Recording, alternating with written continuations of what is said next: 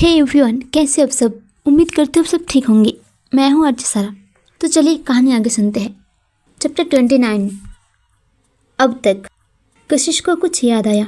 वो एकदम से शिवाय को घूरते हुए कहा, मेरी दादी माँ कहाँ पर है? क्या क्या तुमने उनके साथ? कशिश के सवाल का शिवाय कुछ जवाब नहीं दिया, लेकिन जय उसकी आंखों के सामने वही आईपैड ले आया जिसमें कशिश की दादी बेखबर सो रही थी। उनके आसपास 2 बॉडीगार्ड बड़े बंदूक लिए खड़े थे। ये देखकर कशिश को बहुत गुस्सा आया। इस शिवाय ने उसकी बुरी दादी को भी बंदी बनाया। वो दादी जिसने बचपन से कशिश को अपने दोनों हाथों से लाड प्यार से बड़ा किया था, आज उन्हीं को अपने घर में बंदी बनाया। गुस्से से कशिश एकदम से शिवाय की कॉलर पकड़ लिया और कहने लगी, तुम कैसे इंसान हो? तुमने उस बुरी दादी को भी नहीं छोड़ा? शिवाय बिना कुछ कहे झटके से कशिश के हाथ अपना कॉलर से छुड़ाया और अपनी आवाज़ में थोड़ी गंभीर लाते हुए कहा, मैंने कहा था ये गलती दोबारा मत करना, लेकिन तुम तो अपने बाप की तरह जीतते हो। अगर तुम लोग मेरी बात पहले मान लेते तो ये सब करने की ज़रूरत नहीं पड़ता। लेकिन अगर तुमने अब रेडी ना हुई तो मैं ज़रूर कुछ करूँगा। उसके लिए जिम्मेदार सिर्फ तुम होंगे। अब आगे। कशिश आंखों में आंसू लिए रेडी होने के लिए चली गई। उसने कुछ ही मिनट में वो लहंगा पहनकर बाहर आ गई। कशिश उस लाल कलर लहंगे में काफ़ी सुंदर लग रही थी, लेकिन उसकी आंखों में नमी थी, चेहरे में कोई भी रौनक नहीं थी। शिवाय उस पंडित की तरफ देखा जो अब तक वहाँ पर शादी की सारी तैयार कर लिया था। कशिश के हाथ पकड़कर शिवाय मंडप में बैठ गई। पंडित जी ने पूरी विधि विधान से मंत्रोच्चार करते हुए शादी करने लगा। शिवाय कशिश की मांग में सिंदूर भरा, गाल में मंगलसूत्र बांधा, फिर उठकर फेरे के लिए खड़ा हुआ। कशिश एक बेजान गुड़िया की तरह अग्नि की चारों तरफ फेरे लिया। उसकी शादी देख कविता और श्याम जी फुट फुट कर रोने लगा। उनकी आंखों में आंसू बह जा रहे थे। उन्हें तो अपनी बेटी की शादी इस तरह से नहीं करना था। उन्होंने अपनी बेटी की शादी के लिए कितने ख्वाब सजाया था, लेकिन आज उनके सारे सपना चूर चूर हो गया। शादी होते ही कशिश अपने पेरेंट्स की तरफ जाने लगा। तभी शिवाय उसके हाथ पकड़कर रोक दिया। अब क्या हो गया? मैंने तो तुम्हारी बात मान लिया, अब तो मुझे जाने दो, कशिश बोली। शिवाय बिना कुछ बोले उसके सामने पेपर रख दिया। कशिश को समझ में देर नहीं लगा, ये ज़रूर प्रॉपर्टी के पेपर है।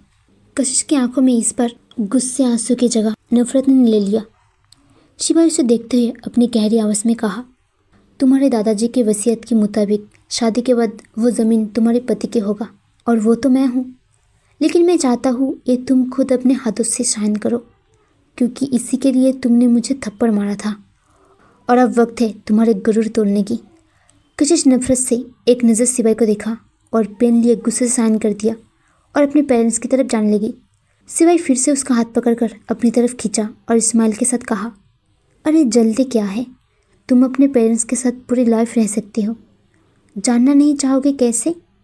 कशिश कुछ नहीं कहा। उसकी आंखों के आंसू सूख चुकी थी। शिवाय खुद ही कहा, मिस कशिश मेहता, उफ्स, मिसेस कशिश शिवाय सिंह उबराय, तुम अब यहीं रहोगी, इसी सिंदूर और मंगलसूत्र के साथ, किसी छोड़े हुए औरत की तरह। ये सुनकर कशिश के साथ उसकी मम्मी पापा की हैरानी से आंखें बड़ी हो गई। शिवाय आगे कहा, मैंने ये शादी इसलिए किया क्योंकि मुझे तुम्हारे गुरूर तोड़ना था। तुमने क्या कहा था? तुम क्या, तुम्हारे जूते भी मेरे पीछे नहीं आएगी। और आज मैं शिवाय सिंह उबराय तुम्हें अपने घुटनों के बल मेरे सामने खड़ा कर दिया और अब से तुम अपनी पूरी ज़िंदगी मेरे नाम के सिंदूर और मंगलसूत्र के साथ रहोगे। वेलकम टू हेल, बोलकर वह गुस्से से जयमाला अपने गले से निकाल दिया और जाने लगा। तभी शिवाय एक बार फिर से रुका और कशिश के पास आया।